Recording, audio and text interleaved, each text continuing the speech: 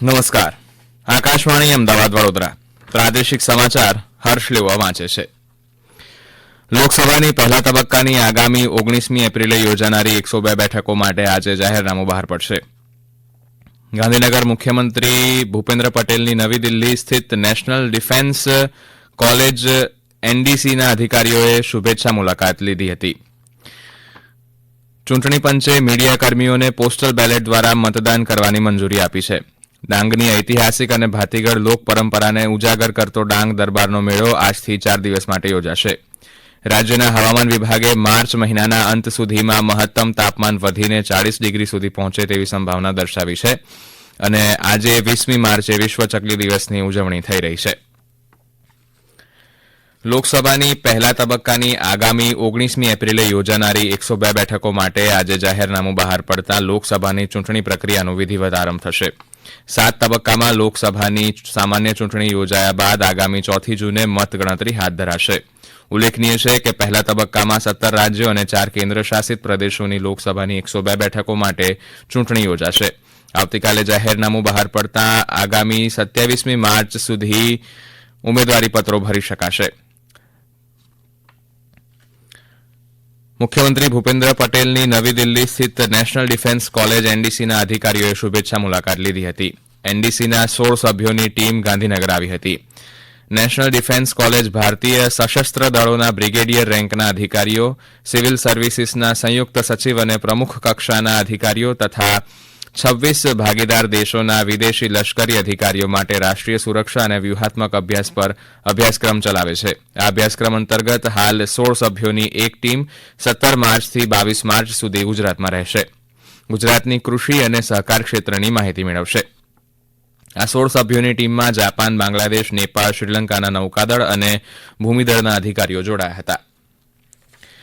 ગુજરાતમાં 18થી 19 વર્ષની વયના 11,32,880 યુવાનો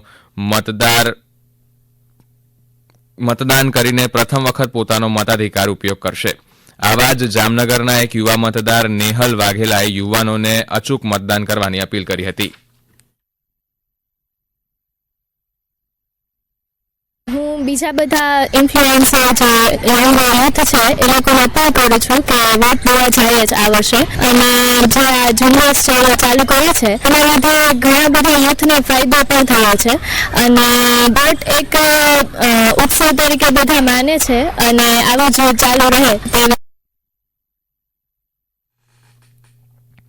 લોકસભાની સામાન્ય ચૂંટણીની જાહેરાત થઈ ગઈ છે ત્યારે આદર્શ આચારસંહિતા અમલમાં છે.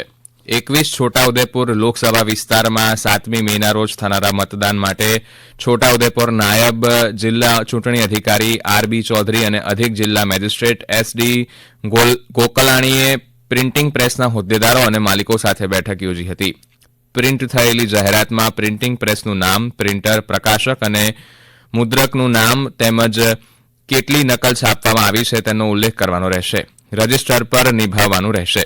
પ્રકાશક પાસેથી પ્રિન્ટ કરનાર સંસ્થા કે વેપારીએ નિયત નમૂનામાં વિગતો રજૂ કરે ત્યારબાદ જ પ્રિન્ટિંગનું કામ લેવા સૂચનો થયા હતા.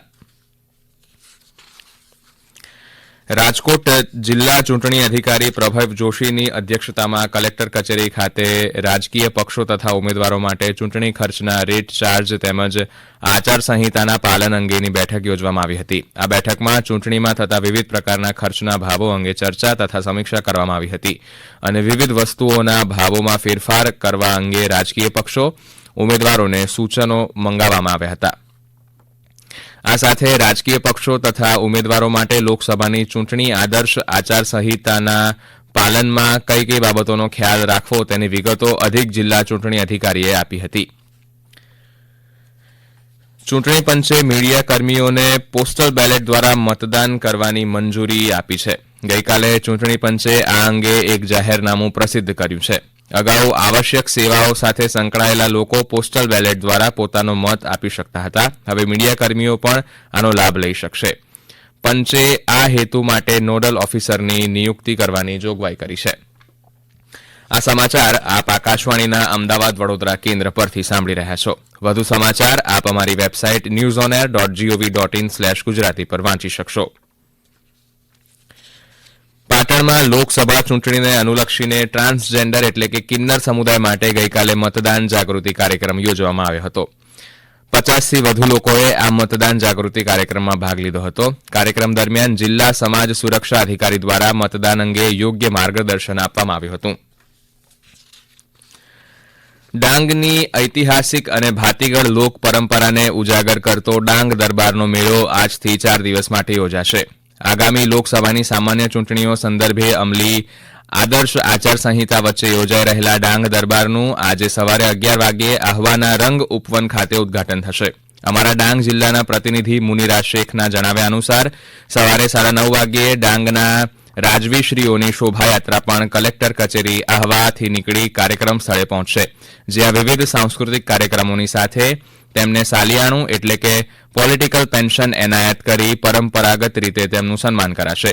4 દિવસ સુધી ચાલનારા આ ભાતીગળ મેળામાં દરરોજ સાંજે સાંસ્કૃતિક કાર્યક્રમોની પ્રસ્તુતિ પણ કરાશે.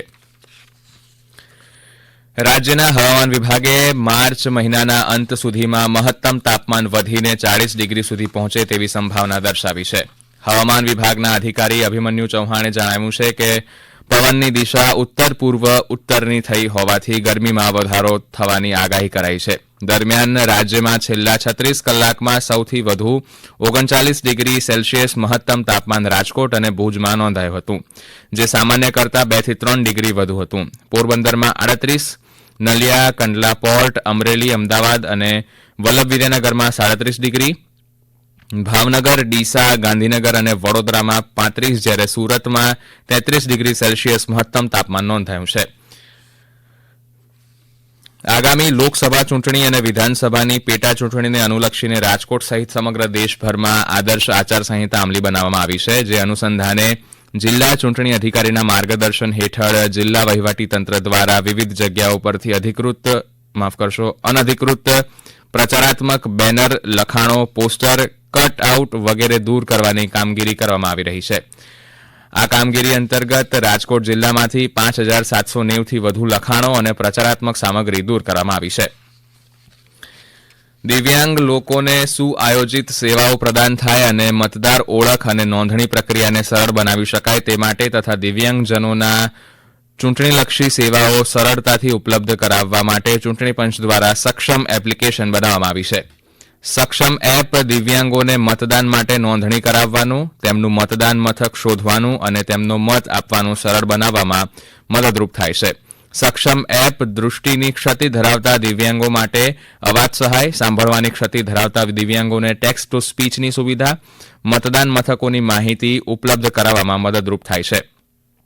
આ એપમાં મતદાન મથક પર ઉપલબ્ધ સુવિધાઓ અને મતદાન અધિકારીઓની સંપર્ક વિગતો આપવામાં આવે છે. સાથે જ એપ પર ચૂંટણી પ્રક્રિયામાં ભાગ લેતી વખતે દિવ્યાંગોને આવતી કોઈપણ સમસ્યા અંગે ફરિયાદ નોંધાવી શકાય છે. લોકસભા સામાન્ય ચૂંટણી 2024 જાહેર થતા આદર્શ આચારસંહિતા અમલમાં આવી છે, ત્યારે પંચમહાલ જિલ્લા ચૂંટણી અધિકારી અને કલેક્ટર આશિષ કુમારના અધ્યક્ષ સ્થાને કલેક્ટર કચેરી સભાખંડ ગોધરા ખાતે મીડિયા સર્ટિફિકેશન એન્ડ મોનિટરિંગ કમિટીની બેઠક યોજાઈ હતી.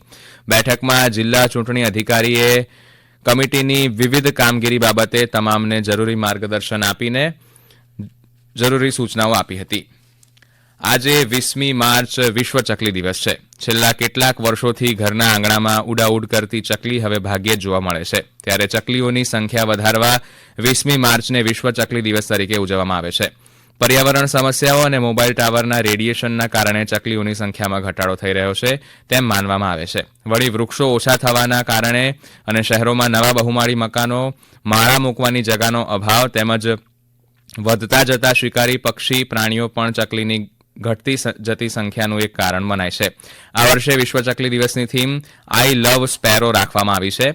શહેરમાં વધુ વૃક્ષારોપણ કરવા, ઘરમાં બાગમાં વધુ માળા લગાવવા તેમજ ખેતીમાં જંતુનાશક દવાઓનો ઓછો ઉપયોગ કરવા પણ પ્રયાસ કરવો જોઈએ. મુખ્ય સમાચાર ફરી એકવાર. લોકસભાની પહેલા તબક્કાની આગામી 19મી એપ્રિલે યોજાનારી 102 બેઠકો માટે આજે જાહેરનામું બહાર પડશે.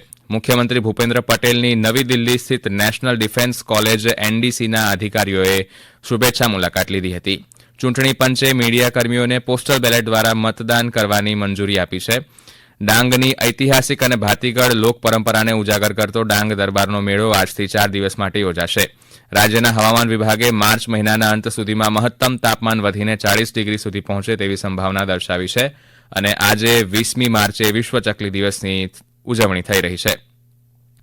આકાશવાણીના અમદાવાદ વડોદરા કેન્દ્ર પરથી પ્રાદેશિક સમાચાર પૂરા થયા. નમસ્કાર.